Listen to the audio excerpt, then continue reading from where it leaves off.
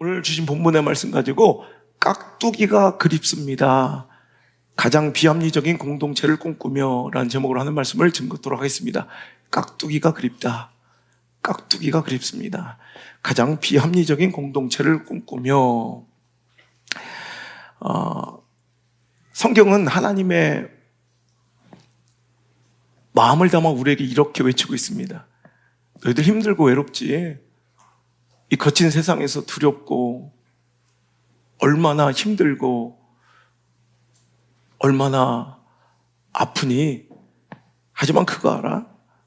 저 흔해 빠진 참새들, 그 참새 한 마리도 아끼시고 너희 머리털 한 올까지 다 세신 바 되신 그 하나님께서 우리의 상황과 처지와 형편을 모르실 줄 아니? 그거 기억해야 돼.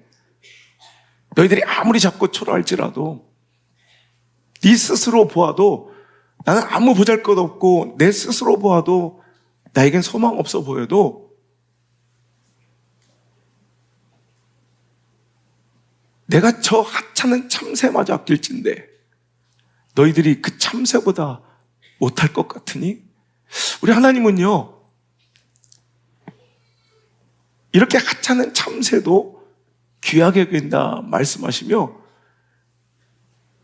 우리를 얼마나 소중한 존재인지, 우리가 얼마나 가치 있는 존재인지에 대해서 잊지 않기를 원하십니다. 그래서 이런 말씀을 굉장히 많이 우리에게 주세요.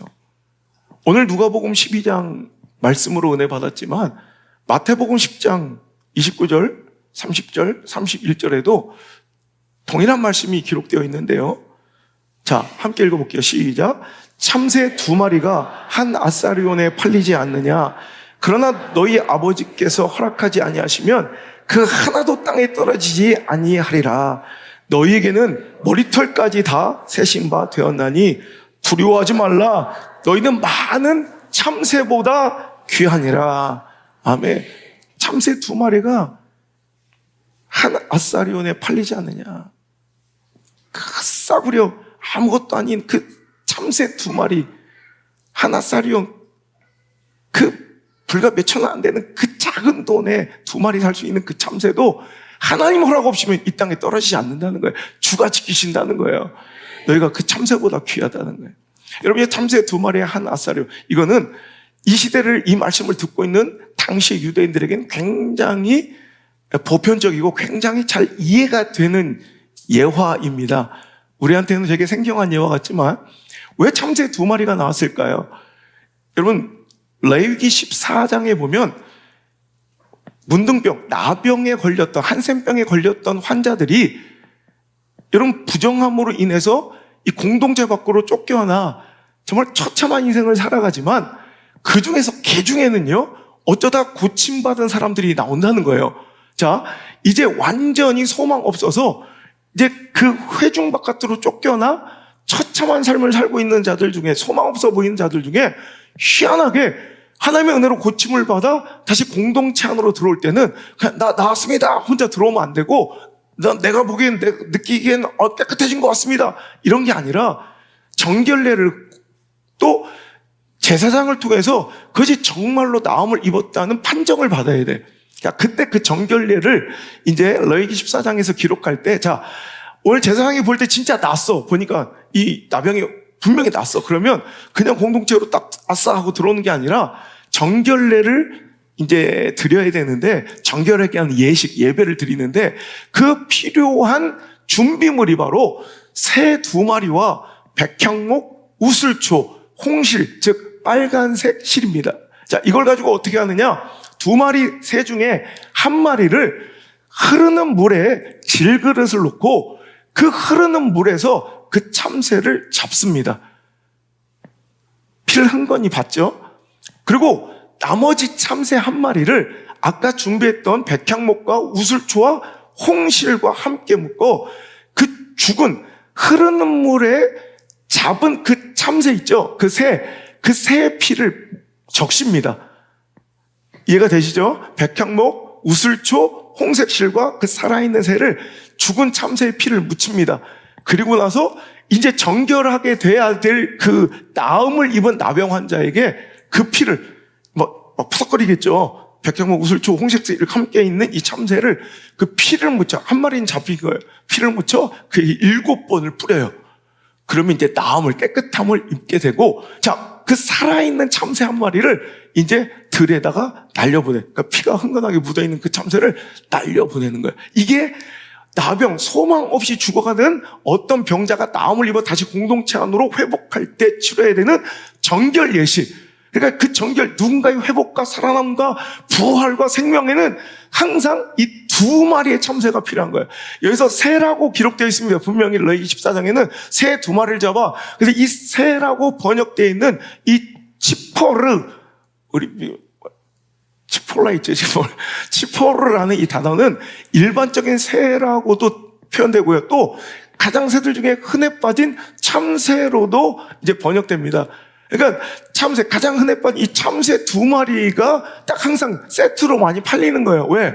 그래야 정결 예식이 이루어져. 한 마리는 죽여서 피를 받고, 한 마리는 그 죽어있는 그 참새의 피를 뿌려 누군가를 살리는 의식으로 이제 살려보내죠. 뭐 대충 모형으로 떠오르시죠? 그 피를 뿌리게 되는 그 새가 누군가를 살리기 위한 예수 그리스도의 모델, 모형이 되는 거예요. 이해가 되시죠? 그래서 여러분 오랫동안 회중 바깥에서 직업도 없이 여러분 쫓겨나서 누군가의 그걸 뭐 동량으로만 살아갈 수밖에 없었던 그 상한 심령들, 그 나병 환자들이 여러분 고침을 받고 나왔다고 해도 여러분 그 정결례를 치를 만한 소나 양이 없는 거예요. 그러니까 가장 작고 초라한 예물 이 참새 새끼 2마리를 사다가, 여러분 이게 그리스도의 긍휼이 배어있는 여러분 말씀입니다.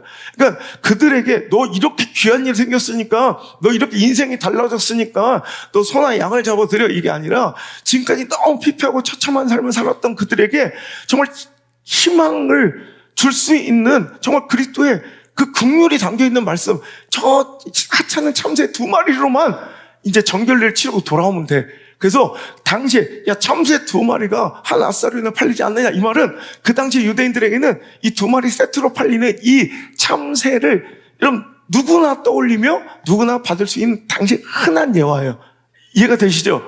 여러분 이 참새 2마리 이렇게 가장 천하고 가장 가난하고 가장 소외된 자들에게도 희망을 줄 수 있는 예식의 재료, 이 재물, 이 참새, 이 하찮은 것들조차 하나님께서는 아끼시고 그 허락 없이는 절대로 땅에 떨어지지 않는다라는 말씀 속에서 우리가 이 말씀을 좀 이해했으면 좋겠어요. 여러분, 자, 오늘 2번씩 말씀을 읽으면서 혹시 눈치채신 분이 있을지 모르겠어요. 자, 오늘 마태복음 10장 29절에 다시 한번 읽어볼게요. 시작. 참새 2마리가 한 아사리온에 팔리지 않느냐. 그러나 너희 아버지께서 허락하지 아니하시면 그 싸구려 참새 2마리도 땅에 떨어지지 않는단다. 자, 그리고 오늘 우리가 본문을 읽은 누가복음 12장 6절 읽어볼게요. 시작. 참새 5마리가 그러나 하나님 앞에 하나도 잊어버리시는 바 되지 아니. 눈치채셨어요? 여러분, 참새 2마리가 한 아사리온에 팔려요. 그러면 2 아사리온에는 몇 마리가 팔려야 돼요? 4마리가 팔려야 돼요. 아, 하나님 틀렸네요. 땡! 아이고, 하나님 계산도 못하세요? 4마리야, 4마리, 5마리가 아니라. 여러분, 참새 2마리가 한 아사리온, 가장 싸고 가장 작은 화폐의 단위, 가장 헐고 가장 이 초라한 화폐의 단위 한 아사리온에 참새는 2마리나 살 수 있어. 그런데 2 아사리온 주면 4마리가 아니라 5마리를 줘. 원래는 4마리인데 거기에 가끔씩 볼품없고 상품성 없는 한 마리의 참새가 덤으로 끼어온다는 거죠. 이걸 말씀하고 있는 거예요. 원래는 4마리면 적당한 것을 아이고 이거 있으나 없으나 덤으로 끼워서 파는 이 하찮은 참새, 이 참새 4마리도 참 하찮은 건데 거기에 그냥 있으나 없으나 해서 끼어 파는, 덤으로 파는 이 참새 한 마리, 이 보너스 덤, 이 참새 한 마리도 하나님께서는 절대로 그 하나도 잊어버리신 바 되지 않는데요. 하나님은 작고 초라하고 연약하고 소외되고 아무리 궁색하고 거지 같다고 버리지 않으시고 잊지 않으세요. 사람은 그래요.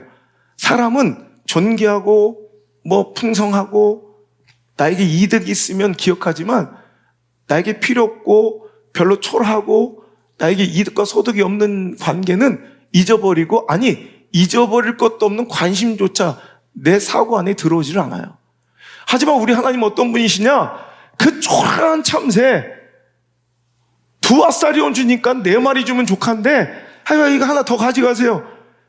우리 자두나 살구 살 때 좀 흠나고 그런 거 몇 개 더 껴주는 거, 이 짜발이 이 짜투리 뭐라고 하죠 이거 하여튼 덤, 요런 하찮은 것 하나도 잊지 않으신 바 되는 우리 하나님께서 오늘도 우리 삶 속에서도요, 우리 삶 속에서는 다 잊은 바 되고 관심조차, 내 관심에 시선의 사각지대에 있는 관심조차 없는 그 덤으로 끼어파는 한 마리의 하자 있는 참새 같은 존재들일지라도 하나님께서는 절대 잊지 않으시고 그를 보호하시고 그를 사랑해 주신다는 거예요.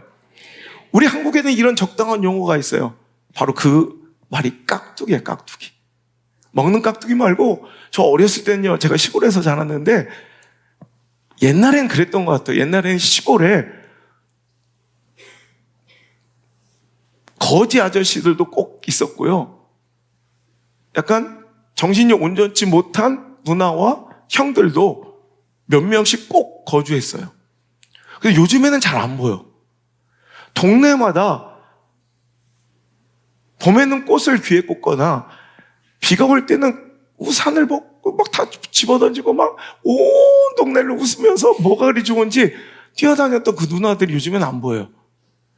이제 그런 분들이 없을까요? 아니죠. 옛날에는 그들과 함께 공존하고 함께 살아갈 수 있는 문화의 토대가 됐다는 거예요. 하지만 지금은 그렇지 않아요.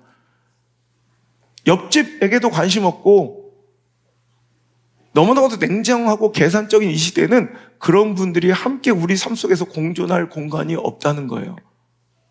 여러분, 깍두기라는 말 아세요? 깍두기? 우리 젊은 친구들은 잘 모를 텐데, 여러분, 우리 어렸을 때 시골 동네에는 조금 부족하고 조금 모자라고 조금 병약하고, 그리고 어떤 때는 나이가 한참 어린 아이들도 소외되거나 절대로 외톨이가 되지 않았어요. 동네에서 형들과 함께 확 노는 그 자리에 절대로 간 사람도 외톨이나 소외되는 사람이 한 명도 없었어요. 제가 경험한 우리 동네는 그랬어요. 내가 나이가 아무리 없고 내가 아무리 병약하고 키가 아무리 작아서 그 오징어 게임이나 암행어사 그런 놀이에 전혀 나는 도움이 안 돼도 한 사람도 저기서 구경하고 있는 애들이 없었어요. 다 끼워주는 거예요. 함께 해주는 거예요. 얘는 있으나마나한 존재인데도 불구하고 그들을 깍두기라 불러주며 함께 하는 거예요. 오히려 나에게 도움이 되지 않고 거추장스럽고 걸리적거려도 그들을 외면하지 않아요. 너 집에 가. 너 있으면 재미없어. 이러지 않아요. 그런 쭈구리 같은 애들을, 그 찌질이 같은 애들을, 그 병약한 애들을, 좀 모자란 아이들을 품고 함께 놀았어요. 이게 깍두기예요. 어떤 때는 두 팀을 나눠 대결하는 놀이가 있으면 숫자가 안 맞을 때가 있습니다. 10대 10, 7대 7 이렇게 해야 되는데 15명이 돼요. 그럼 한 명 너 집에 가 이게 아니에요. 그저 힘없고 좀 모질한 애를 야 우리 팀에 끼워줄게. 넌 깍두기야. 들어와. 그래서 야 왜 니들은 8명인데 우린 7명인데 이러지 않아요. 그래 깍두기니까 허용해줘요. 용납해줘요. 제 오늘 말씀의 제목이 그거예요. 그런 깍두기가 보고 싶어요. 전 우리 교회에서 그런 깍두기가 보고 싶어요. 여러분의 관계와 여러분의 여러분 즐거움의 그 모임 가운데 저는 깍두기가 있었으면 좋겠어요. 내 관심에서 소외돼 버리고 내 시선에서 다 배제돼 버린 그 깍두기들이 다시 우리 안에 들어왔으면 좋겠어요. 우리 모임 가운데 있었으면 좋겠어요. 때로는 다 냉정하게 철두철미하게 계산하는 것이 아니라 숫자가 안 맞으면 안 되겠으면 있으나 없으나 한 걸리적거리는 아이도 야, 너 깍두기야, 괜찮아, 들어와 라고 함께 자기 팀에 끼워주고 또 상대편은 그것을 용납해주는 그런 아름다운 문화. 그 최대 수혜자가 누군지 알아요? 바로 저예요. 키도 너무 조그맸고 눈도 너무 나빴고 뭐 보이는 것도 없고 키도 조그맣고 뭐 그렇게 잘하는 것도 없었어요. 공부에는. 그러니까 바깥에서 어떤 놀이를 할 때는 저는 전혀 쓸모없는. 근데 형들은 꼭 저를 불러요. 호성아, 너 일로 와. 너 깍두기야. 너 일로 와. 너 깍두기야. 형들의 놀이에도 저는 항상 거추장스럽고 걸리적거린 인생임에도 불구하고 항상 저를 끼워줬단 말이에요. 그래서 제가 이제 키가 크고 좀 강해지고 조금 잘 나가고 힘이 생겼을 때도 저는 항상 약한 아이와 소외된 주변 사람들을 좀 잘 챙겼던 것 같아요. 왜냐하면 나는 어느 순간 그 깍두기 의식, 빚진 자의 마음이 있었던 것 같아요. 그것이 목회 안에도 그대로 적용되고 있는 것 같아요. 조금 잘 되고 성공해도 나는 내가 필요한 사람과 관계를 구하며 다니는 것이 아니라 지금도 틈만 나면, 시간만 되면, 기회만 되면, 좀 여유만 생기면 그 모든 것들을 나를 필요로 하는 사람들을 위해 쓰고 흘려보내고 그들을 찾아가 관계하는 것을 즐거워해요. 제가 자랑하지 않은 것이 아니라 이것이 바로 건강한 신앙의 관점이요, 하나님의 관심사요, 하나님의 시선이 머무는 곳일 것 같아요. 하나님께 잘 보이고 하나님의 은혜와 축복을 누리길 원한다면 하나님이 사랑하시는 대상에 나도 관심을 가져야 해요. 제가 한번 이런 설교했던 적이 있어요. 당신이 사랑하는 자의 사랑하는 일을 사랑하라. 지혜는 뭐냐면 그 사랑하는 사람의 마음을 얻으려면 내가 사랑하는 이에 사랑하는 자를 사랑하는 거예요. 그래서 내가 간절히 사랑하고 그 마음 얻고 싶은 어떤 사람의 부모님을 잘 섬기는 거고 그 처남들이 수혜를 받고 용돈을 얻게 되는 거예요. 여러분, 하나님을 사랑하십니까? 그럼 사랑하는 하나님의 사랑하시는 자들을 사랑해야 돼요. 하나님, 내가 사랑하는 하나님이 관심 갖는 자를 나도 관심 가져야 돼요. 그것이 하나님과 관계하며 그 관계 속에서 은혜를 누릴 수 있는, 하나님과 함께 동행할 수 있는 가장 적합한 방법이라는 거예요. 여러분, 교회의 거룩한 목표와 지향점은 무엇일까요? 교회는 어디로 가야 될까요? 성장? 더 커지는 거? 저는 절대 아니라고 생각해요. 교회의 거룩한 지향점은, 목표는 무엇이 돼야 되냐면 하나님의 통치, 하나님의 관심이 머무는 곳이 되는 거예요. 늘. 그러니까 하나님의 통치가 이루어지는 곳이 우리 공동체가 돼야 되고 하나님의 관심과 시선이 늘 머무는 곳이 돼야 돼요. 여러분, 그러려면은 여러분, 하나님의 마음을 잘 이해하고 하나님이 관심 있는 자들에게 우리도 관심을 쏟고 하나님이 사랑하는 자들 우리도 사랑해야 될 줄 믿습니다. 그것이 바로 가장 비합리적인 공동체를 꿈꾸어야 할 우리들의 목표인 것입니다. 얼마 전에 여러분 기억나서 한 달 전에 우리의 목표는 가장 비효율적인 공동체를 꿈꾸며 라고 설교했던 거 기억나시죠? 여러분, 그 설교 함께 오늘 이 설교를 묶어서 들었으면 좋겠어요. 우리의 거룩한 우리 교회의 지향점이에요. 제 목회가 여기서 마무리되는 그날까지 우리 교회의 안성 목사의 목회 거룩한 지향점은 가장 우리 교회가 세상에서 가장 비효율적인 공동체가 됐으면 좋겠고, 우리 교회가, 우리 믿음의 공동체가 세상에서 가장 비합리적인 공동체가 되었으면 좋겠다는 거예요. 왜냐하면 그것이 하나님의 통치가 이루어진 천국, 하나님 나라는 죽어서 가는 것이 아니라 대한민국은 대한민국 통수권자의 통치가 이루어진 곳까지가 대한민국이에요. 그것처럼 천국, 하나님 나라, 하나님의 나라는 하나님의 통치가 이루어진 곳이에요. 여러분, 우리가 천국, 하나님의 통치가 이루어진 하나님 나라 되기를 주 여러분 축원합니다. 그 천국은 어떤 곳이냐? 여러분, 대부분 다 비합리적이고 이해가 되지 않는 논리로 가득 찬 곳이 하나님의 세상이에요. 하나님 통치하는 곳이라는 거예요. 그런 이야기들이 성경은 너무나도 많이 나와요. 그 대표적인 장면이 바로 우리 너무나도 잘 알고 싫어하시는 마태복음 20장 1절의 말씀이에요. 너무 비합리적인데요? 이건 비논리적인데요? 이건 세상의 경쟁관과 너무 안 맞는데요? 어떤 포도원 주인이요, 아침 일찍, 영시라고 표현하는데 아침 일찍 장터에 나가 품꾼들을 자기 포도원에 들여보내려고 찾아 나섭니다.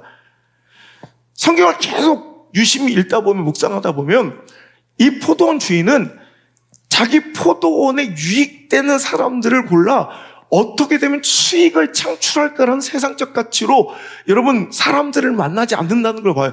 그런 것에 관심이 전혀 없어요. 그의 관심은 뭐냐면, 포도원 주인의 유일한 관심은 그냥 오늘도 저 바깥에 있는 사람들을 포도원 안에 들여보내는 게 목적이에요. 나한테 유익이 되느냐, 나한테 얼마나 경제적 소득을 끼칠 수 있느냐에 대한 계산질이 아니라 어떻게든지 아무쪼록 몇 사람이라도 더 이 포도원 안에 들여보내는 것이 목적인 것이 성경 안에 너무나도 잘 드러나요. 그래서 강하고 능력 있고 이런 사람들을 찾고 선발전을 벌였다라 이런 게 아니라 그냥 아침 일찍 나갔더니, 자, 1절, 천국은 마치, 이게 천국이에요. 이게 하나님 통치가 이루어진 하나님 나라가 바로 이런 곳이에요. 품꾼을 얻어 포도원에 들여보내려고 이른 아침에 나간 집주인과 같대요. 저 우리 교회가 그런 교회가 됐으면 좋겠고, 여러분의 삶이 그런 삶이 되었으면 좋겠어요. 천국, 하나님의 통치가 이루어지는, 하나님 관심과 마음이 있는 곳. 그가 하루에 한 데나리온, 즉 하루 일품을 주기로 하고 품꾼들을 약속하고 포도원에 들여보냈어요. 자, 여기까지는 오케이, 다 이해가 돼요. 근데 여기서부터 문제예요. 3절을 보니까 제3시, 여러분 6을 더하면 돼요. 6. 자, 6시에 품꾼들 들여오면서 한 데나리온 일일치 품삯을 약속했어요. 그때 30 플러스 6하면 몇 시에요? 9시, 아침 9시에 가가지고 또 가보니까 장터에서 놀고 서 있는 사람들이 또 있는지라. 아이고, 내가 아침 가가지고 다 들여보냈는데 9시에 나가보니까 또 놀고 있는, 아무도 찾아주지 않고 아무도 효용가치가 없어서 놀고 있는 사람들이 있는 거예요. 여러분, 필요해서가 아니에요. 나한테 유익돼서가 아니에요. 놀고 있는 그 사람들 불쌍해서 오늘 일 못하면 저 용역시장 가보세요. 오늘 일 못 구하면 여러분 봉고차 막 와서 승합차 와서 몇 명 와서 골라가요. 병약하고 힘없어 보이고 좀 찐따 같은 사람 다 빼요. 딱 누가 봐도 일머리가 있어 보이고 힘 있어 보이는 사람 막 다 태워가요. 그래서 봉고차가 막 승합차들 와가지고 쭉 나가면 나머지는 한탄해요. 탄식해요. 끝났구나. 그 추위에 벌벌 떨면서 그 드럼통 앞에 모여서 혹시라도 또 승합차 한 대를 기다리면서 기다려요. 하지만 허망해. 아무도 오지 않아요. 아무도 그들을 찾아주지 않아요. 이게 세상의 논리예요. 근데 가보니까 놀고 자빠져 있는 불쌍한, 오늘 내가 일을 받지 못하면 가족들이 함께 굶어야 돼. 불쌍한 품꾼들이 있는 거야. 그러니까 그들도 들여보냈어요. 그리고 나서 또 5절에 6시와 9시에 또 나갔대. 6시면 플러스 6한 12시고 9시면 3시겠죠. 12시, 이제 한나절 다 지나가고 12시와 3시에 나갔더니 또 오늘도 놀고 있는 일자리를 구하고 있는 사람들에서 또 들여보냈어요. 근데 문제는 11시면 6 더하면 얼마예요? 17시. 그럼 몇 시예요? 5시. 여러분 6시면 일이 끝나는 거예요, 심하이. 그럼 이제 1시간 남았어. 그런데 6절 보니까 제 11시에도 나가보니 서 있는 사람이 또 있대. 근데 그 주인은 그거를 그냥 못 지나치는 거야. 이게 하나님이에요. 야, 여러분 6시면 시방인데 5시에 갔는데도 아직도 서 있어. 그럼 그거 소망 있어요, 없어요? 누가 봐도 필요 없는 사람들이야. 누가 봐도 저거 데려가면 도움 하나도 안 될 것 같은 사람들이 이렇게. 옛날 아우성 같은, 이찌실이 같은. 그런 사람이 이렇게 구석쟁이 있네. 너희들도 들어와. 너 왜 아직도 여기서 놀고 서 있느냐 물어봤더니 7절에 우리를 품꾼으로 쓴 이가 없습니다. 이게 깍두기예요. 이게 내 말이면 족한데 그냥 한 명 얘도 끼워 가져가세요 라고 주는 5번째 참새예요. 근데 우리 하나님은요, 이런 자들을 그냥 지나치지 않고 이런 자들을 그냥 포기하지 않아요. 그래서 일이 끝났습니다. 그런데 문제는 여기서 갈등이 벌어지는 거예요. 모든 사람에게 똑같이 한 데나리오씩을 주자 아침 0시, 즉 6시부터 와서 12시간 일했던 이 품꾼들이 막 화를 내는 거예요. 종일토록 난 땡볕에서 일하고 이렇게 수고와 헌신과 내 공로가 많거늘 왜 저것들하고 나가 똑같은 대접을 받아야 됩니까? 여러분, 이것이 나중에 탕자의 비유로 이어져 그 장자가 되는 거고요.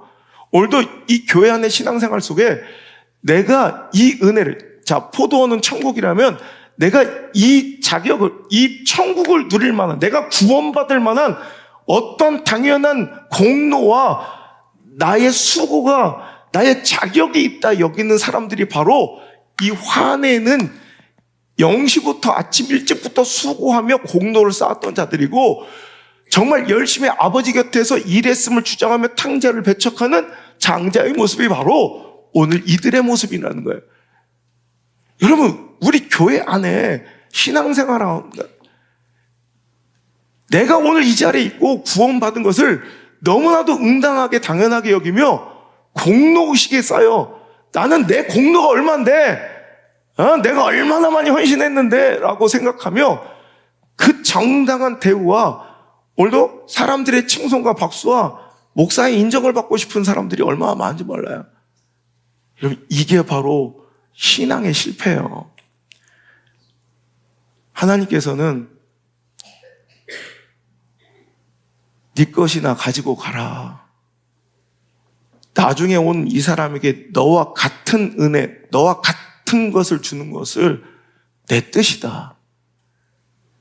네가 몇 대째 신앙이건, 네가 뭐라고 직분이 뭐라고 불리건, 네가 몇 년째 신앙생활 연차가 얼마나 됐건, 네가 우리 교회에서 얼마나 헌신을 하고 네가 얼마나 헌금을 많이 하건, 나 그런 건 몰라.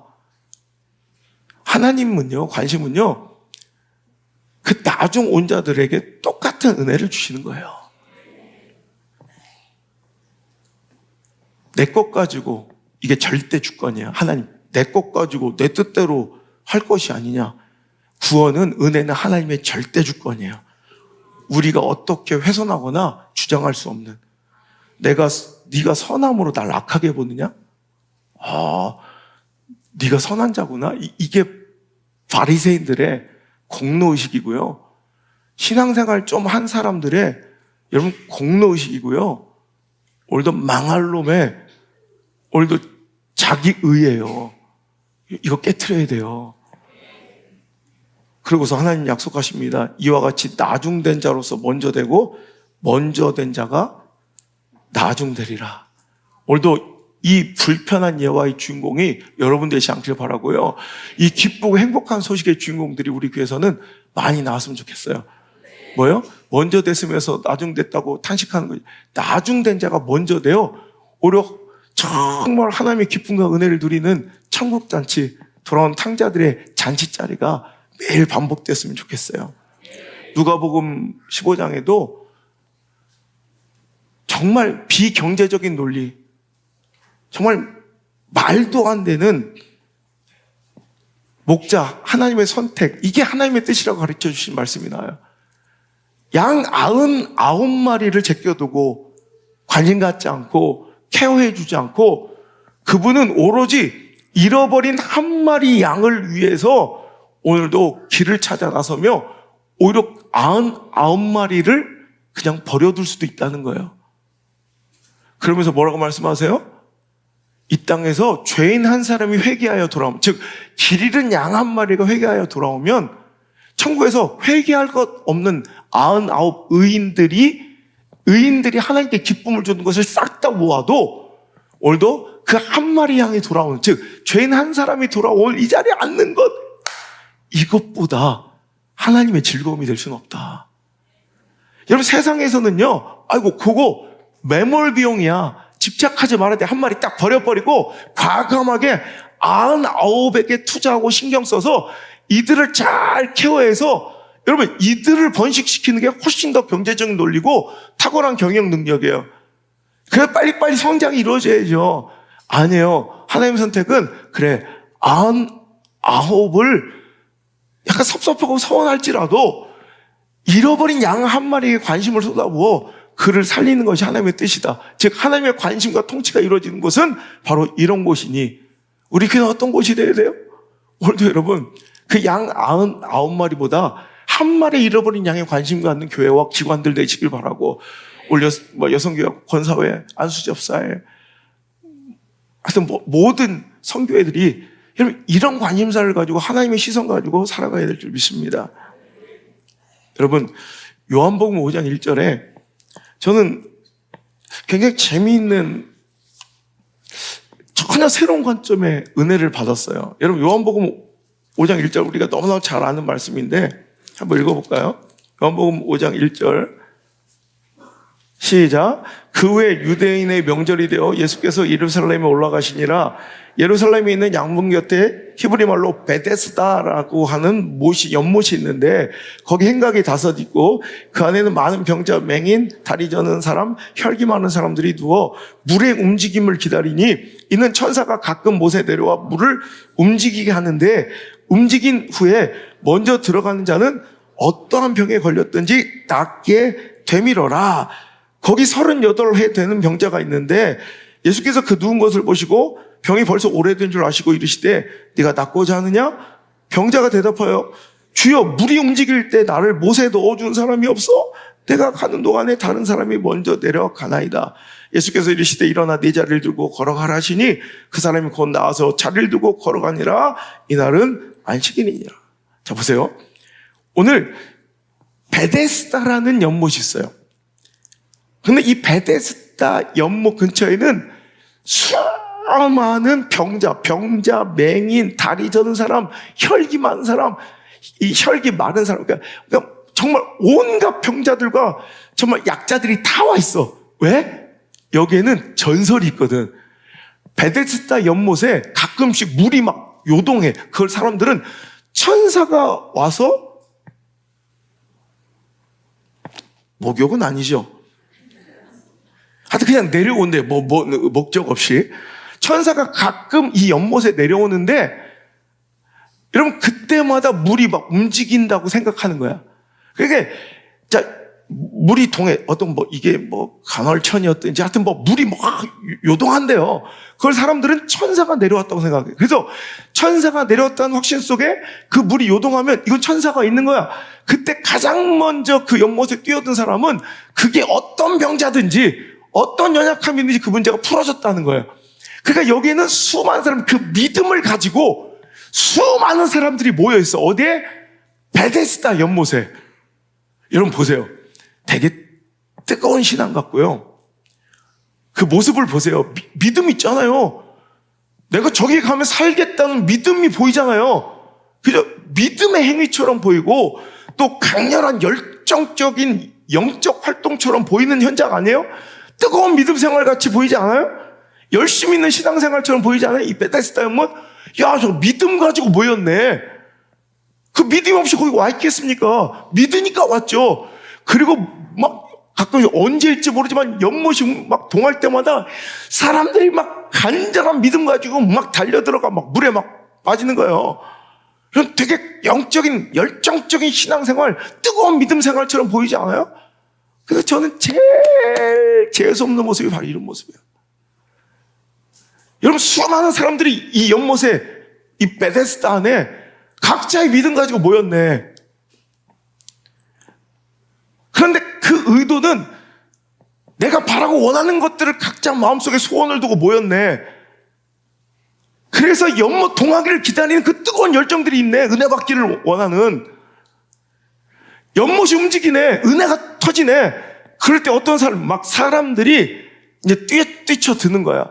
근데 38년 동안 걷지도 못하는 병자는 아무리 믿음이 있어도 저 구석쟁이에 병풍처럼 처박히고 깍두기처럼 처박혀서 오늘도 움직일 수가 없으니 나도 좀 저 은혜의 현장에 빠지고 싶지만은 오늘도 아무리 그 연못 가까이로 가려고 하지만 나를 도와서 거기 넣어주는 사람이 없기에 다른 사람들이 먼저 들어가 고침을 받았나이다.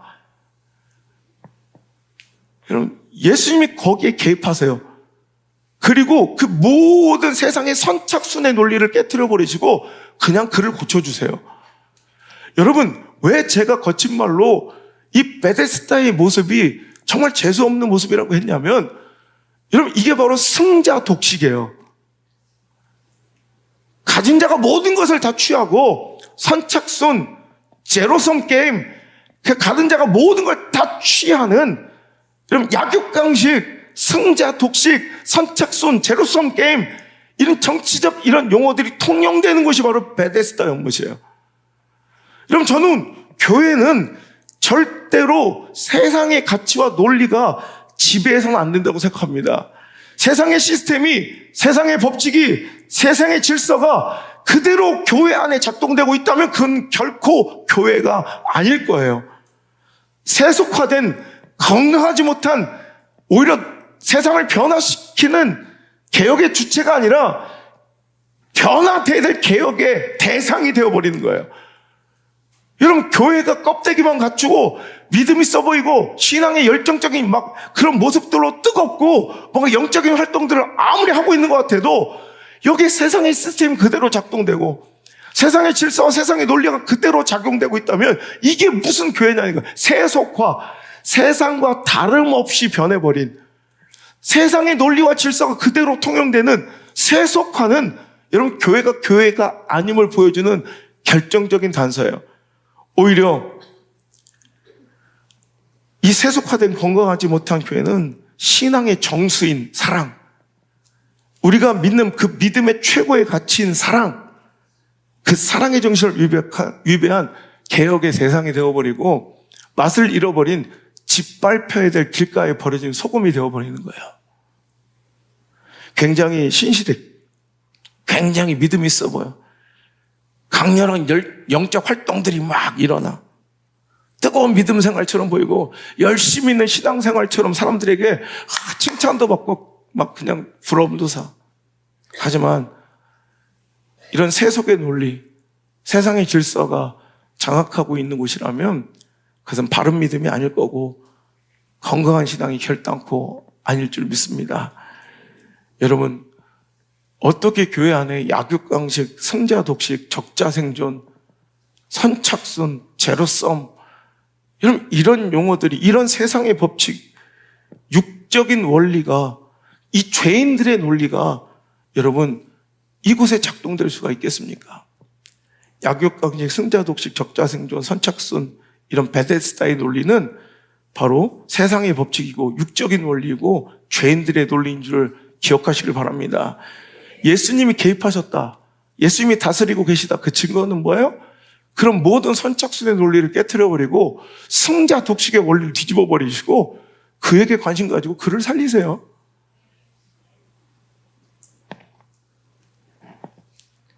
하나님이 다스리시는, 예수님이 통치하시는 것은 어떤 모습이냐? 이사야서 11장 1절부터 읽겠습니다. 이게 바로 예수님이 다스리시는, 예수님이 통치하시는 세상의 예수님의 원리, 예수님의 통치 원리. 이건 세상의 가치, 육적인 원리, 여러분 죄인들의 이 논리로 교회가 지배받지 않기를 바라고요. 예수님의 통치 원리로 지배받는 우리들의 삶이 되길 바랍니다. 이새의 줄기에서 한 싹이 나면, 예수님이에요. 이새는 다윗의 그 계통에서, 다윗의 족보에서 한 싹이 나, 예수님이에요. 그 뿔에서 한 가지가 나서 결실할 것이요, 그 외 여호와의 영, 고치와 총명의 영이요, 모략과 재능의 영이요, 지식과 여호와를 경외하는 영이 강림하리니, 예수께 임하신 성령이에요. 그가 여호와를 경외함으로 즐거움을 삼을 것이며 그의 눈에 보이는 대로 심판하지 아니하며 그의 귀에 들리는 대로 판단하지 아니할 것이고, 4절 시작. 공의로 가난한 자를 심판하며 정직으로 세상의 겸손한 자를 판단할 것이며 그의 입에 막대기로 공의로 그의 허리띠를 삼으며 세상의 논리, 육적인 원리, 죄인들의 논리로 세상을 지배하지 아니하시고 그분이 통치하시고 개입하신 세상은 마치 베데스다 연못의 그 선착순의 논리와 승자독식, 한 사람만 딱 먼저 재빠르고 힘있고 누가 도와줄 사람 있고 빽 있는 사람들, 야, 그 병자가 혼자 뛰어갔겠습니까? 온 집안 식구들 혹은 식솔들, 종들 사가지고 막 확 떠밀었고 좋은 자리 먼저 차지하고 있겠죠. 그때도 찌질이 쭈그리들은 다 뒤로 빠졌겠죠. 돈 있는 사람이 그 자리 차지했겠죠. 이해가 되세요? 이해가 되세요? 이게 바로 승자독식, 세상의 원리예요. 선착순의 원리예요. 제로섬 게임이에요. 근데 예수님이 통치할 때는 공의로, 겸손함으로 가난한 자를, 겸손한 자, 즉 겸손할 수밖에 없는 그 쭈구리, 이런 그 깍두기, 덤으로 끼워 파는 그 5번째 참새 같은 인생들을 판단하시고 바라보신다는 거예요. 세상의 논리와 육적인 원리로 그들을 평가하고 판단하지 않으신다는 거예요. 그럼 그런 분이 오셔서 다스린 세상은 어떤 세상이 되느냐? 6절 시작. 그때 이리가 어린 양과 함께 살며 표범이 어린 염소와 함께 누우며 송아지와 어린 사자와 살찐 짐승이 함께 있어 어린 아이에게 끌리며 함께 먹으며 그것들이 새끼가 함께 엎드리며 사자가 소처럼 풀을 먹을 것이라. 젖 먹는 아이가 독사의 구멍에서 장난하며 내 거룩한 산 모든 곳에 해됨도 없고 상함도 없을 것이니 이는 물이 바다 덮음같이 열한 지식이 충만할 것이다. 아멘, 아멘. 이해가 되세요? 세상에선 도저히 나올 수 없는 모습이 예수님이 통치하는 곳에서는 보여진다는 거예요. 여러분, 그래서 우리는 정치판에서는 기대할 수 없어요. 승자 독식이니까. 약육강식이니까. 즉 헤게모니를 차지하고 권력을 차지한 사람은 약육강식, 그냥 다 잡아먹으려고 승자 독식, 어찌됐든 한 표라도 두 표라도 이제 더 받아 권력을 쥔 자는 독식해서 모든 권력을 차지하고 이제 패자를 짓밟고 오늘도 단죄하고 공격한다는 거예요. 누가 정치판에서 여러분 이런 모습을 기대하는 사람이 어디 있어요? 세상의 원리와 여러분 육적인 원리와 죄인들의 논리가 지배하고 있어요. 그런데 예수님이 다루시는 곳은 세상과는 다르다는 거예요. 어떻게 해요? 이리가 어린 양과 함께 살아. 저는 그래서 진짜 예수님이 다스리시는 통치 현장이 좀 됐으면 좋겠어요.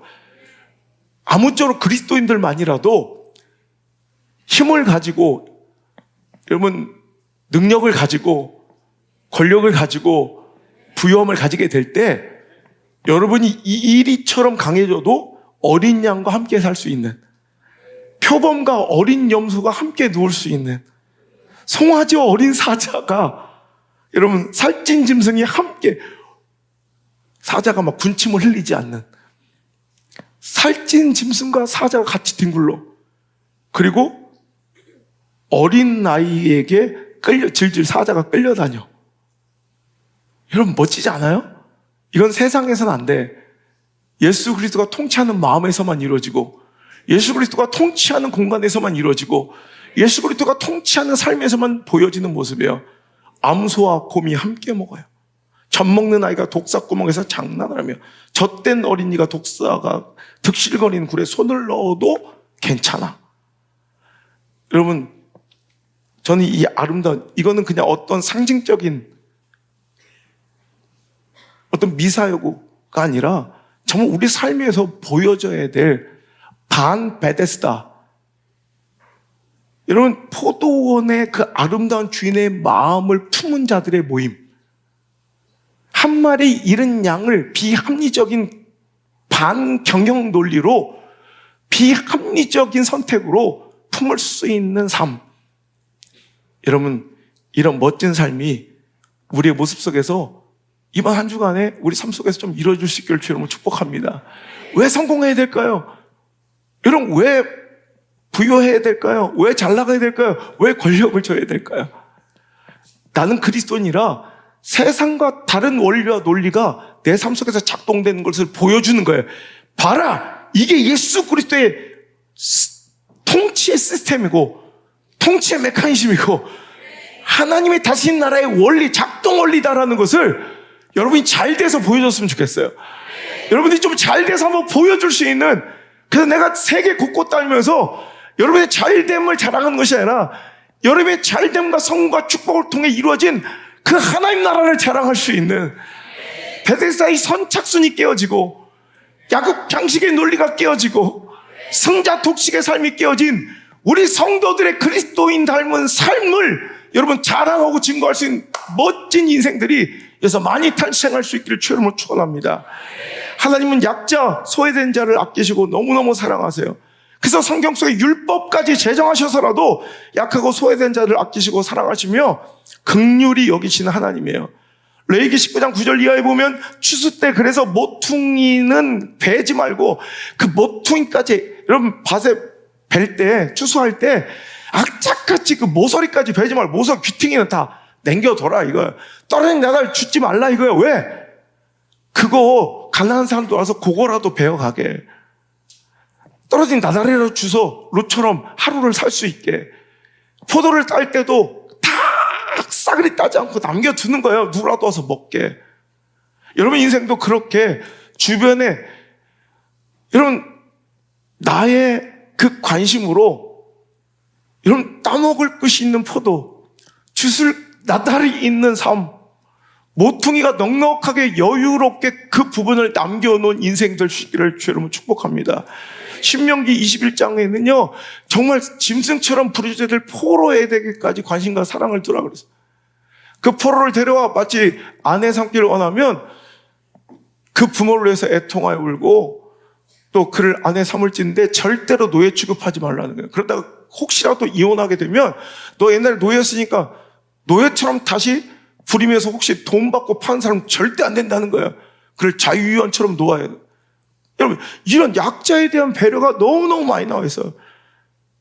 잠언 23장 10절 11절의 말씀을 보면 절대로 힘 있다고 돈 좀 가졌다고 권력 있다고 옛 직계석 표지석, 그러니까 내 땅의 경계선, 지금 막 우리는 얼마나 시스템적으로 잘 돼 있어요. 땅이 어디까지 다 알려져. 근데 옛날에는 직계석 표지석이 있어. 돌 여기까지가 누구 아무의 땅, 여기서부터가 누구 땅, 이렇게 그 직계석 표지석을 돌 하나를 넣었다고. 힘 있다고 뭔데 너 뭐 탁 돌을 옮기는 거야. 지 땅을 넓히는 거야. 또 꿔? 그러면 또 꼬우면 댐비고 막 이러면서 조금씩 넓히다 보면 점점 힘 있는 사람들이 땅을 근데 하나님은 율법을 정해서라도 한번 읽어볼까요? 잠언서 23장 10절 시작. 옛 지계석을 옮기지 말며 고아들의 밭을 침범하지. 이런 사람들이 많았다는 거예요. 지계석, 옛날부터 내려오던 지계석을 힘 있다고 조금씩 밀어내. 그래도 뭐라고 못해. 왜? 무서우니까 두드려 맞을까봐 힘과 권력 가진 사람한테 그냥 조금씩 그냥 뺏겨도 말 못하는 거야. 특히 고아들은 더 그래. 그러니까 고아들의 밭을 함부로 침범하는 것들이 있었다는 거예요. 그러지 말라. 11절 시작. 대저 그들의 구속자는 강하시니 그가 너를 대적하여 그들의 원한을 풀어주리라. 이해가 되세요? 약해 보이지, 초라해 보이지, 형편없어 보이지, 네가 막 다루고 짓밟아도 될 것 같이 보이지. 그들의 구속자가 누군지 알아? 그들의 뒷배가 누군지 알아? 그들의 배경이 누군지 알아? 하나님이시라는 거예요. 하나님과 대적하는 거라는 거예요. 하나님이 그럼 너와 맞서서 그들의 원한 풀어줄 테니 한번 공격해봐. 그들을 공격해봐. 하나님이 풀어주신다. 여러분 실수로 사람을 죽이거나 해한 사람들, 여러분 진짜 자기 의지 악한 이런 목적이 아니라 어떻게 하다가 실수로도 그럴 수 있잖아요. 그럼 복수의 법에 의해서 그는 쳐 죽여져야 돼. 하지만 하나님께서는 도피성을 두셔서 그들이 회개하고 정말 생명을 건질 수 있는, 유지할 수 있는 공간들을 마련해 주세요. 참 보면 전 성경을 읽을 때마다 하나님은 참 사회 약자와 소외된 자들에게 너무너무 관심이 많으세요. 그리고 우리가 생각지도 못했던 어떻게 저렇게 좀 실수로 고의범, 악질적인 고의범이 아니라 실수로 저렇게 요즘에나 이 인권이 이렇게 이제 잘 이제 보호되는 이런 사회적 시스템에서나 볼 수 있는 사회 약자와 참 어려운 사람들의 삶을 저렇게 디테일하게 챙기시는 분이실까라는 감동이 들 정도예요. 여러분, 그게 바로 우리 하나님이세요. 여러분, 이번 울맷돌 캠프에도 수많은 희생과 섬김이 있었어요. 참 너무 감사해요. 여러분, 그 어렵고 힘든 그런 교회들 섬기면서 저는 얼마나 많은 것을 배운지 몰라요.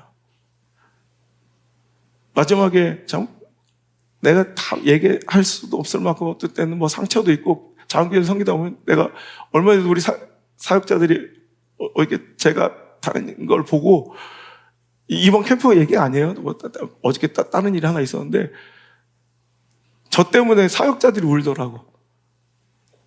막 무슨 비참해서. 근데 괜찮아. 또 눈물 씻고 또 나가서 또 섬기면 돼요. 그냥 이용해 먹던 뭐 나를 뭐 어떻게 상관없어요. 저는 그냥 하나님 원하신 일을 하면 돼. 어떤 목사님 막 울면서 그러시네요. 목사님 부끄럽다고. 너무 부끄럽습니다. 목사님 너무 한 100번은 얘기하세요. 100번을. 목사님 너무 잘못했습니다. 너무 죄송합니다. 너무 부끄럽습니다. 이렇게까지 섬기고 이렇게까지 해주실 줄 모르고 너무 부끄럽습니다. 정말 송구합니다. 부끄럽다는 얘기를 100번을 하세요. 그래서 제가 그랬어요. 목사님 그런 말씀 하지 마세요. 절대 그렇지 않습니다. 우리는 목사님들 때문에 살았습니다. 이 교회들 때문에 우리는 살았습니다. 우리는 해야 될 일 하면서 우리는 사는 거예요. 나가서 한번 성도들 얼굴을 보십시오. 그 얼굴에 하나라도 불쾌하거나 불편한 모습이 있는지 보라고 그랬어요. 얼마나 행복하고 있는지, 우리 교회가 영원히 살아나고 있는지를 한번 나가서 보시면 그런 말씀 안 하셔도 됩니다. 오히려 목사님들이 우리를 살려주신 것입니다. 목사님, 이 교회가 우리 교회를 살려주신 것입니다. 이건 그냥 하는 말이 아니라 진짜 내 마음에 간절한, 여러분, 우리는 하나님의 뜻대로 살아가며 우리 하나님 원하는 나라를 만들어갈 때 정작 우리 영혼은 사는 거예요. 여러분, 이번 캠프 가운데 제가 좀 가슴 아픈 모습이 있었어요. 어느 교회인지 모르지만 몇몇 조금 어려운 친구들이 왔어요. 정신적으로 좀 연약한 혹은 육적으로 좀 병약한 이런 친구들이 은혜 받고 싶어서 베데스다로 온 거야. 그랬더니 그 안에 어느 순간 보니까 선착순, 승자 독식, 약육강식 이런 논리들이 지배하고 있는 모습을 봐요. 관심도 없고 케어도 안 하고 끼리끼리 즐거워하며, 근데 끝까지 그 아이 곁을 지키고 섬기는 또 친구들이 있더라고.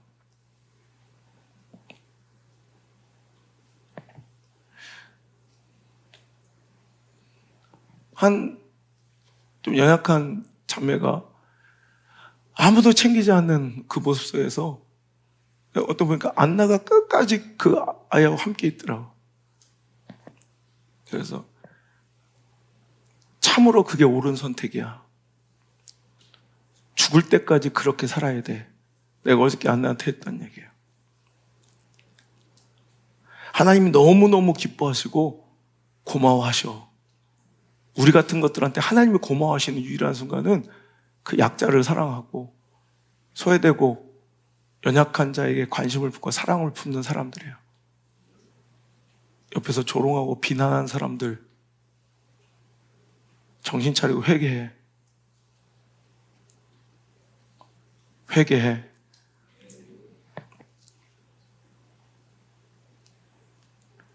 이것이 바로 하나님 마음이에요.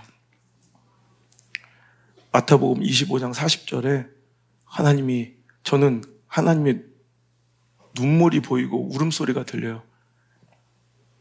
네 형제 중에 지극히 작은 자 하나에게 한 것이 곧 나에게 한 것이니라. 네 주변에 앞에 다 빼고 가장 핵심이니까 지극히 작은 자, 네가 볼 때 하찮아 보이고 초라해 보이고 있으나 마나한 것 같이 보이고, 당신들이 얼마나 그렇게 잘난지 모르겠지만 내가 정말 웃음이 나는 거야. 내가 가짜나 보이는 그 사람이 바로 당신 앞에 서 계신 하나님이세요. 예수님이세요. 교회가 그런 사람에게 관심이 없고,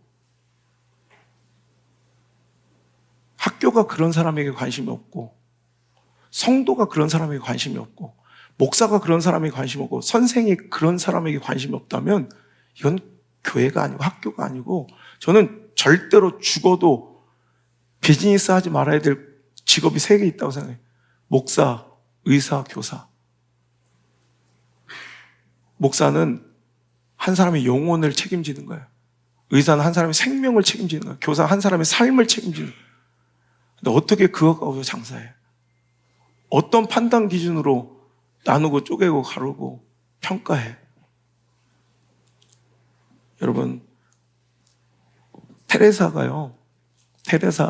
마더 테레사가 인도의 그 천민들, 접촉도 하기 싫을 정말 쓰레기처럼 보이는 소외된 자들을 위해서 한평생을 살아가니 오히려 칭찬받고 박수받는 게 아니라 그 주변에서 아주 그냥 노골적인 카스트 제도 가운데 그들은 인간이라고 보지 않는 그 사람들이 오히려 테레사를 쓰레기 줍는 여자 막 비속어로, 그러니까 그 쓰레기들하고 함께 산다 이거야. 그러면서 비난했다는 거예요. 그때 테레사가 했던 유명한 말이 있어요. 당신들이 저렇게 쓰레기처럼 보는, 당신들에게는 저렇게 쓰레기처럼 보이는 저 안에 예수님이 계십니다. 나는 그 예수님이 보입니다. 근데 그 말씀이 바로 마태복음 25장 40절에 있어요. 네 형제들, 네 주변에 지극히 작은 자, 그 작은 자 한 사람에게 한 것이 바로 하나님께, 그 안에 하나님이 계셨던 거예요. 여러분, 남을 위한 것이 남을 위해 헌신하고 손해보고만 살려는 게 아니라, 제가 결론을 내릴게요. 남을 위한 것이 결국 나를 위한 것이 되고, 필요 없어 보이는 존재가 결국 나를 살리고 있다는 것을 여러분 오늘 이 시간 좀 배워가셨으면 좋겠어요. 오늘 참새 얘기 많이 하는데 레위기 참새, 누가복음 참새, 마태복음 참새, 참새 얘기한 김에 또 참새 얘기 한번 더 할까? 여러분, 중국 공산당 설립자인 모택동이 정치학에서 또 인류 사회에서 굉장히 유명한 사건 하나를 얘기해 드릴게요. 1955년 이제 지역 시찰을 갔다가 벌어진 일이에요. 지역 시찰 중에 참새들이 막 별을 이렇게 쫓고 있는, 논에 있는 그 모습을 보면서 저 새는 참 해로운 존재구나라고 한마디 한 거예요. 식량이 되게 부족한 현실에서 참새가 그 귀중한 이 곡식을 쪼아 먹는 게 못마땅한 거예요. 그래서 툭 던진 한마디. 저 새는 참 해로운 족속이구나. 이 한마디 때문에 인류 역사에 큰 이제 사건이 벌어져요. 이 한마디 때문에.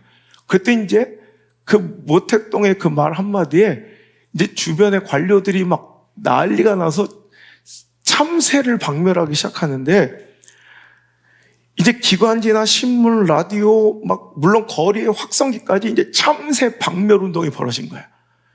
그래가지고 참새는 쥐, 파리, 모기와 함께 4대 유해 생물의 하나라고 지정하면서 참새 한 마리가 한 해에 7근, 즉 3.5kg의 곡식을 먹어 치운대요. 계산해 보니까 참새 5천만 마리가 있으면 무려 300만 명이 먹을 식량을 해치운다는 결과가 나. 그러니까 아니, 우리 먹을 양식, 우리 인민이 먹을 양식을 저 해로운 참새가 다 뺏어가고 도둑질한다. 그래서 이제 참새 5천만 마리를 죽이면 5천만 마리, 그러니까 우리 전체 인구 정도 5천만 마리를 잡아버리면 어떤 결론이나요? 우리 인민 300만 명이 풍족하게 먹을 수 있다. 이렇게 막 선전하면서 이제 어떤 공산당 기관지에는요, 수천 년 죄악만 저질러 온 것들아, 이젠 너희들을 모두 숙청하노라 라는 칼럼까지 막, 안 재밌어요? 관심이 없어요? 여러분 막 그렇게 하면서 막 이 참새 잡기 운동에 혈안이 됐어. 그래서 덫을 놓고 총을 쏘고 독을 풀고 그물을 치고 미끼를 뿌리고 둥지를 부수고 새 알을 깨트리고 나뭇가지에 본드치 풀칠을 해서 온갖 방법으로 참새를 잡아대는데 나중에는 그래도 너무 막 재빠른 참새를 어떻게 잡겠어요. 그러니까 할당량을 줘. 우리도 옛날에 아시죠? 쥐꼬리 잡아왔던 거 알죠?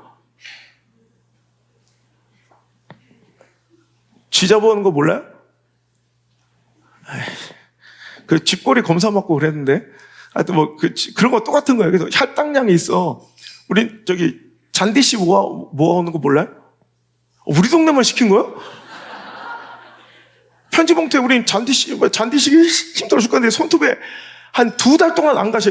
풀물 되게 잔디씨 이렇게 뽑아가야 돼. 이만큼 한 봉지.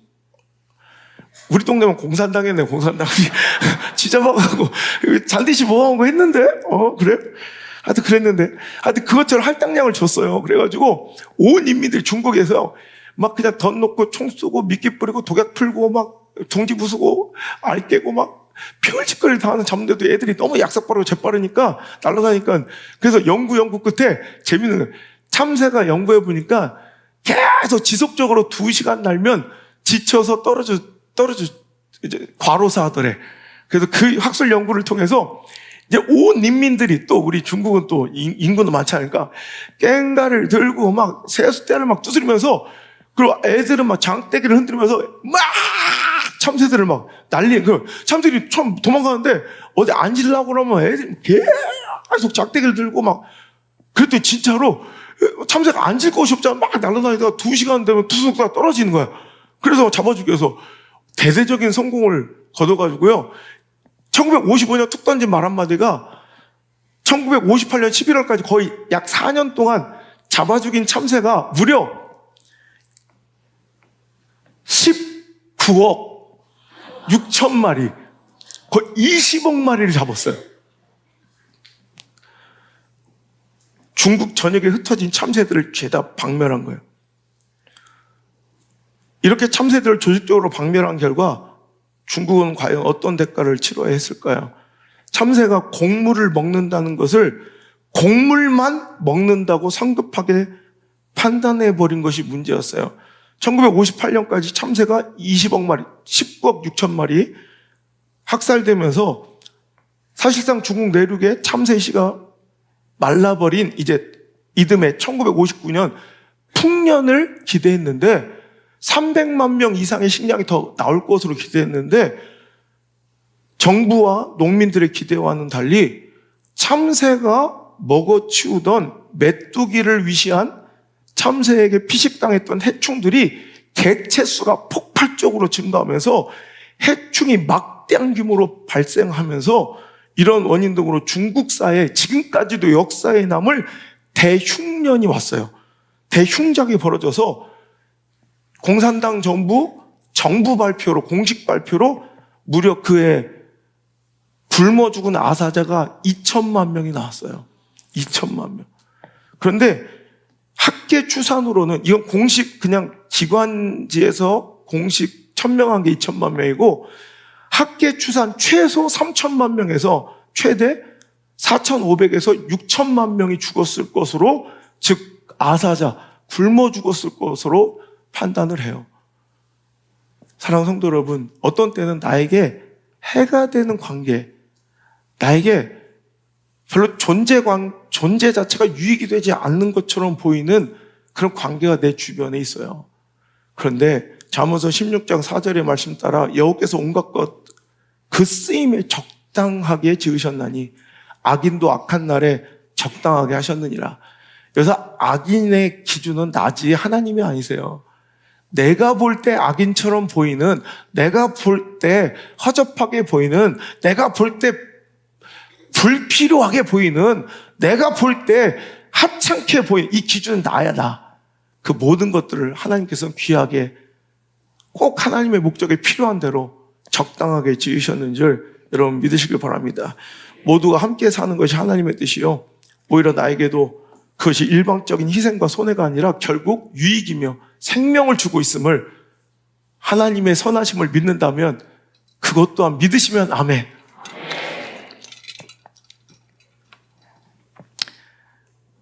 나에게 아무런 도움을 줄 수 없을 것 같은 자들에게 하는 행동을 보면 그 사람의 인격을, 참 사람됨을 알 수 있다.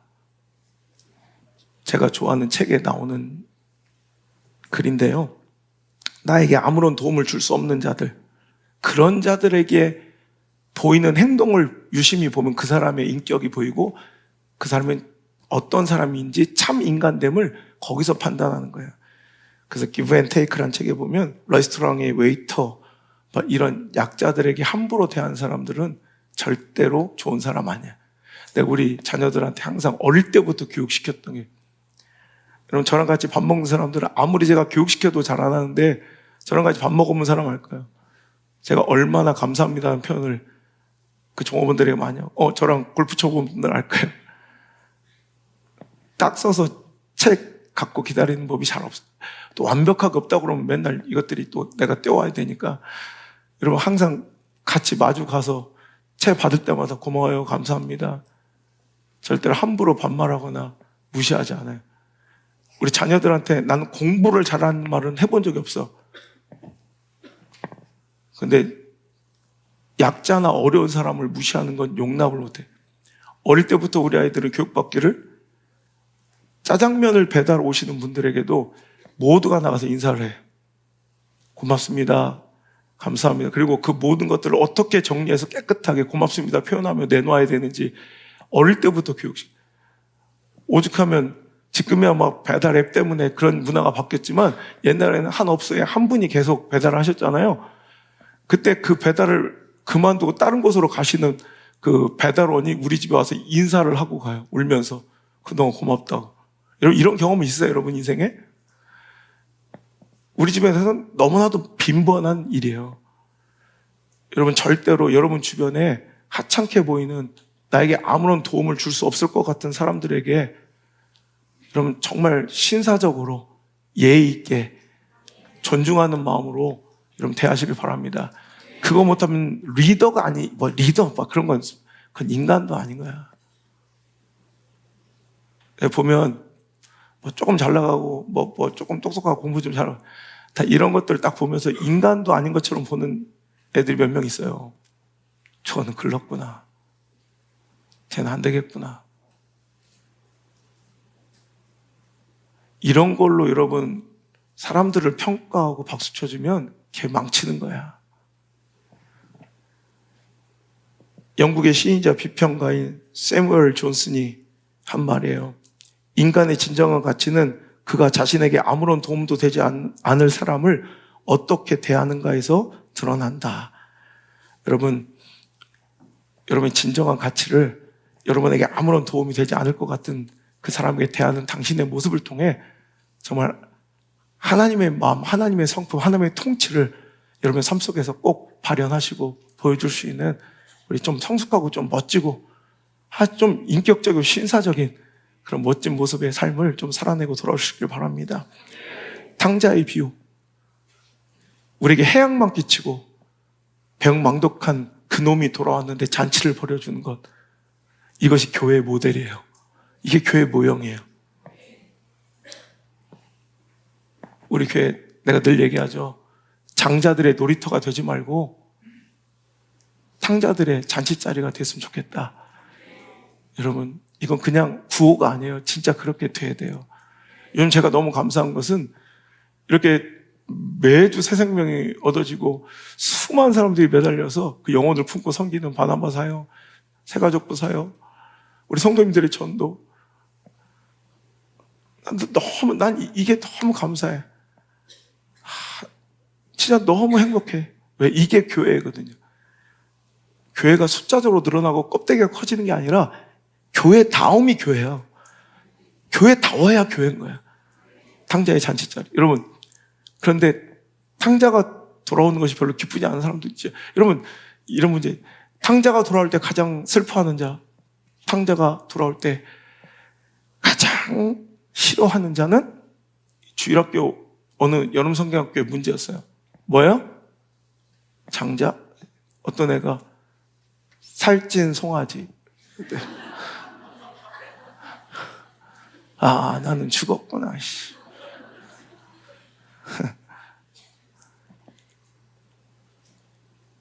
그래, 살찐 송아지가 있어야 탕자의 회복이 이루어지겠구나. 저는 누군가의 헌신과 희생은 소비되고 없어지는 것이 아니라 그 살찐 송아지로 인해서 누군가는 살아난다면 까짓거 그거 왜 못해? 까짓거 그거 뭐가 서러워? 까짓거 그거 뭐가 아파? 하면 되지. 나는 살찐 소가 될랍니다. 아버지 마음도 모르고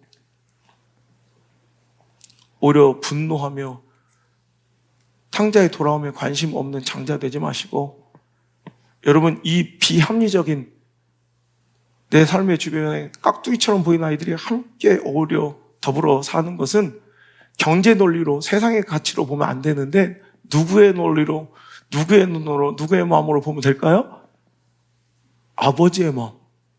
장자가 논리적이에요. 장자가 합리적인 거예요. 그죠? 장자의 논리가 맞아요. 왜? 세상의 기준으로. 그러는데 이게 다 이제 허용되고, 이게 다 수락되고, 이게 다 용납될 수 있는 유일한 공간과 마음 뭐예요? 아버지 원리. 아버지 마음이면 되지. 그죠?